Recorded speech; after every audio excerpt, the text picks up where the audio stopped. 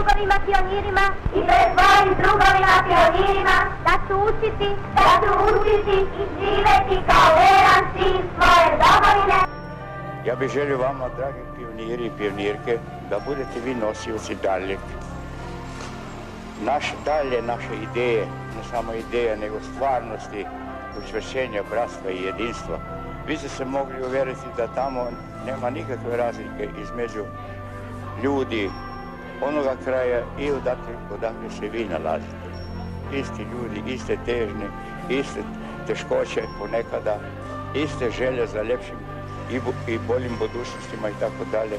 Jedinstvo isto prožima da budemo mi jedna čvrsta zajednica, socijalistička Jugoslavija, koja će ne samo današnjim generacijama, nego i budućim generacijama stvoriti bolju bazu za sretniji i ljepši život. Živjeli moji dragi i dobro učite u školi.